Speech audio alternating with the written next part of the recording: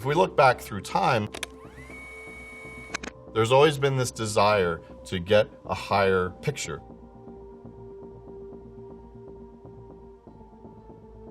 We continue to go higher and higher to get a better and better picture to understand what's going on. I'm Keith Masback. I've been working in the remote sensing field for over 30 years.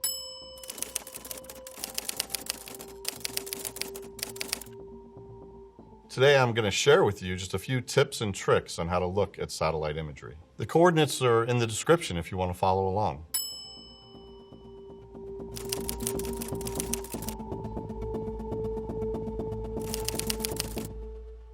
So the first thing I'd say is that you never want to look at just one image. You want to understand context and you want to understand a place over time, because that's really where you're going to start to be able to pull some real observations.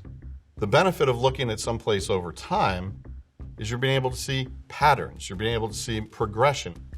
Why don't we look at some examples in nature? One rule of thumb in the imagery analysis business is Mother Nature doesn't make a lot of straight lines.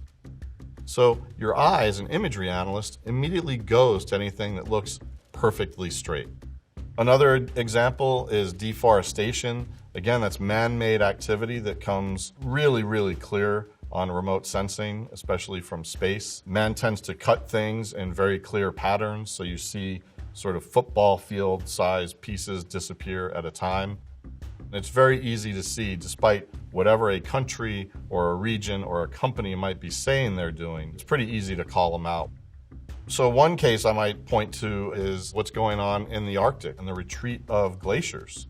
You can start to see how they're depositing sediment and how the sediment is being increasingly exposed to the sun. And instead of the very white ice reflecting the sun's rays, that sediment is actually collecting heat and contributing in turn to a faster retreat of those glaciers. Next, let's turn to man-made structures. Man-made activity that's certainly important in my background is looking at military activity. Military people tend to like order. They like to do things repeatedly. During the Cold War, we would watch the Soviets rigidly adhere to doctrine.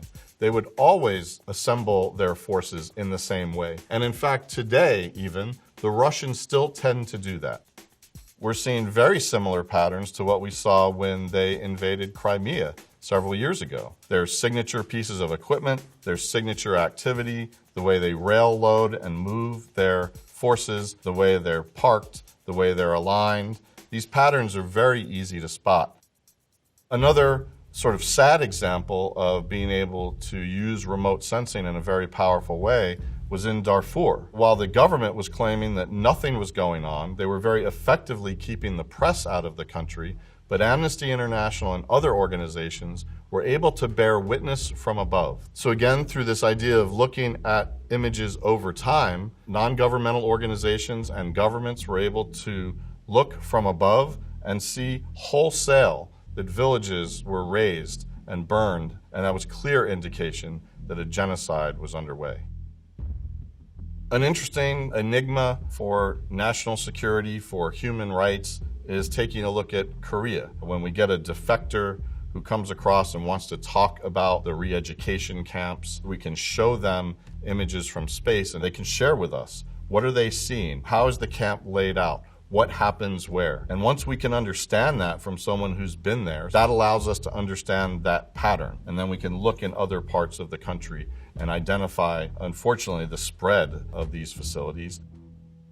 Let's talk a little bit about how we can use remote sensing to understand the activity of individuals. Now, when we're talking about looking at the Earth from space, we're not looking at individual people. We can see the impact of lots of people over time.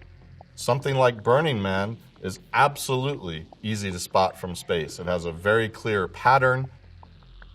It's replicated every year, and you can actually watch over time how Burning Man has grown and changed from space. Whether you're looking out the window of an airplane or you're looking at a satellite image, try to look at it in a different way. Try to look at patterns you might not have noticed before. Look for what you don't see. Is there something missing that you would expect to see there? just try and look with a different eye, and I think you'll be pretty surprised.